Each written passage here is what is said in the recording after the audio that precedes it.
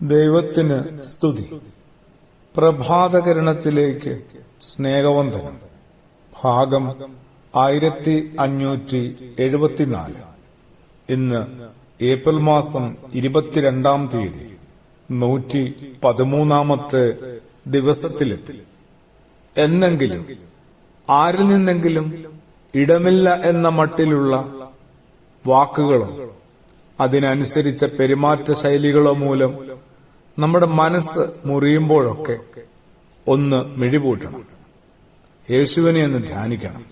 അത്രയും മതി. ഇടമില്ല എന്ന് വ്യാകുലപ്പെടുന്ന ആർക്കും ധൈര്യമായി യേശു ജനിച്ച പുൽക്കൂടിന്റെ അടുത്തേക്ക് വരാം. അവിടെ എല്ലാവർക്കും ഇടമുണ്ട്. ആരും എവിടെയും ഇടം കൊടുക്കാതെ കാലിത്തൊഴുത്തിന്റെ നിസ്സഹായതയിൽ പിറന്നു വീഴേണ്ടി വന്നിട്ടും പരിഭവം ഒട്ടും പ്രകടിപ്പിച്ചില്ല. പുഞ്ചിരി തോകുന്ന ദൈവകുമാരന്റെ മുഖവെട്ടം നിശ്ചയമായും ഉള്ളിലുള്ളവർക്ക് എന്തുമാത്രം പ്രത്യാശയുടെ വെളിച്ചമാവും പകരുക. ദൈവത്തിനും മനുഷ്യർക്കും ഉള്ളിന്റെ ഉള്ളില് ധാരാളം ഇടമുണ്ടാകട്ടെ. അങ്ങനെയുള്ളൊരു ജീവിതമാണ് നമ്മൾ നയിക്കേണ്ടത്.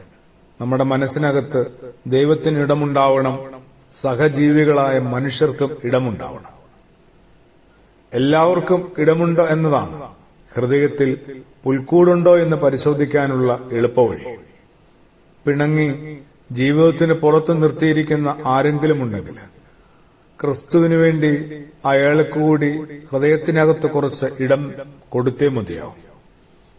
എല്ലാറ്റിനും എല്ലാവർക്കും ഇടമൊരുക്കിയ യേശു മണ്ണിൽ വന്ന് പിറക്കാൻ കൊതിച്ചപ്പോൾ അവിടെ അവന് ഇടമില്ലത്രേ. ആരുടെയോ ഔദാര്യത്തിൽ ലഭിച്ച പുൽക്കൂട്, അവിടെ നിന്ന് ആരംഭിച്ച ജീവിതം അന്യന്റെ മറ്റൊരാളുടെ കല്ലറയില് അടക്കം ചെയ്യപ്പെടുവോളം മനുഷ്യപുത്രന് തലചായ്പാൻ ഇടമില്ല എന്ന് പലയാവർത്തി യേശുവിന് നെടുവീർപ്പിടേണ്ടിയും വന്നിട്ടുണ്ട്.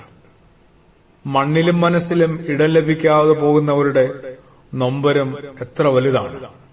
അത് യേശു നന്നായി അനുഭവിച്ചിട്ടുണ്ട്. അമ്മയുടെ ഉദരം മുതൽ അനുഭവിച്ചിട്ടുണ്ട്.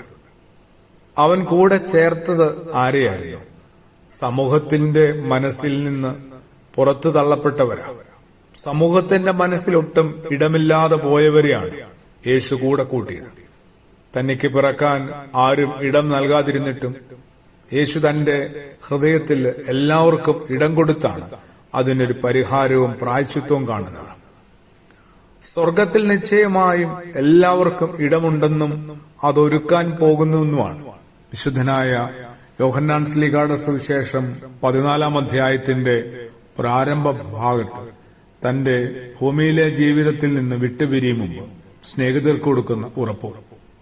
അതുകൊണ്ട് തന്നെ അത്തരം ചില ഉറപ്പുകളൊക്കെ ഒപ്പമുള്ള മനുഷ്യർക്ക് കൊടുക്കാനായിട്ട് നമ്മൾ ബാധ്യസ്ഥരാണ്, വിളിക്കപ്പെട്ടവരാണ്. അങ്ങനെ ചേർത്ത് നിർത്തേണ്ടവരാണ്. വെറുക്കപ്പെടേണ്ടവരും അവഗണിക്കേണ്ടവരുമല്ല സഹജീവികൾ എന്ന് തിരിച്ചറിയാൻ ഏതൊരാൾക്കും സാധിക്കട്ടെ. ക്രിസ്തുയേശുവിൽ ആമേൻ.